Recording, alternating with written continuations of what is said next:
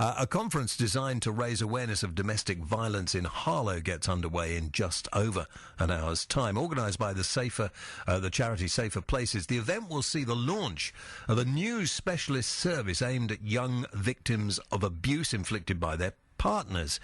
The Rose Project has been named after the unborn child of Estina Blooney, a 19-year-old Harlow woman who was kicked to death in the street by the baby's father, Tony McClernand. He was jailed for a minimum of 27 years in March 2013 for the murder. And Harlow's Conservative MP Robert Halfon is opening the conference and joins me now alongside the Chief Executive of Safer Places, Jan Dalrymple. Robert, first of all, to you, good morning. Thank you for your time. Good morning to you. Robert, first of all, what do you hope can be achieved by this conference today?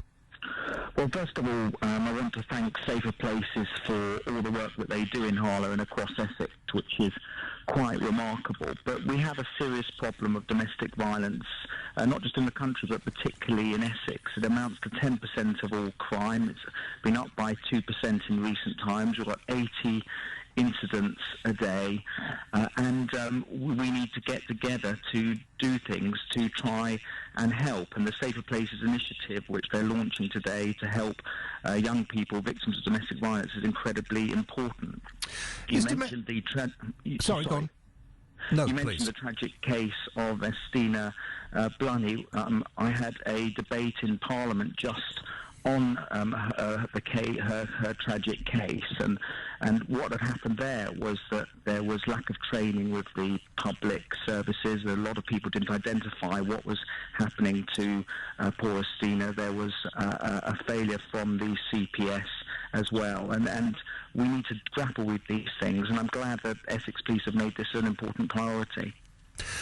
Do cases like Estina's highlight the fact, do you think, that the authorities are failing young victims of domestic abuse? They seem to be putting a lot of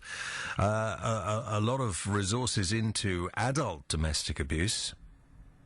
Well, in the debate in the House of Commons, we were able to highlight what had gone wrong, and there had been a real problem in the coordination of all the public agencies that were involved in terms of the hospital, nurses and the police. There were failings of the CPS in terms of not charging the person who murdered poor Estina and her unborn baby.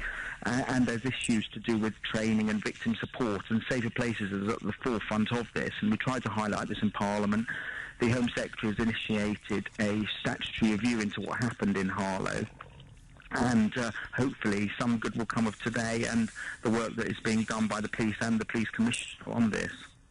Do you think it's getting worse than it was, domestic abuse, or is it that more people are highlighting it now? Well, that is a difficult one. It's incredibly high.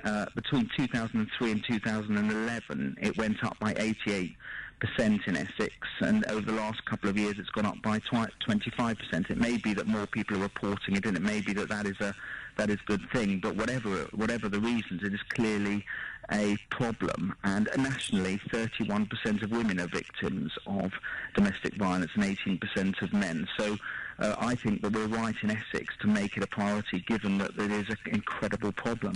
Now, you're talking about this in Parliament today, Robert. Do you think that Parliament is actually going, quite often, it beggars belief, I think, when there are important debates in Parliament, very few MPs seem to turn up. Do you think many will turn up for this today? Well, it's not a debate today. We've had the debate on domestic violence in Harlow a few months ago, and it was all about, particularly about the tragic case of the Blooney family. And the reason for that debate was we were trying to ensure that everything that had gone wrong was dealt with, would not happen again, to learn the lessons of what had gone wrong, but also to get the Home Secretary to name the Blooney family in the report that was published, because there was a statutory report that was asked for to look at what had happened. Do you think it'll make a difference now? Yeah, I hope so. These tragic things seem to happen.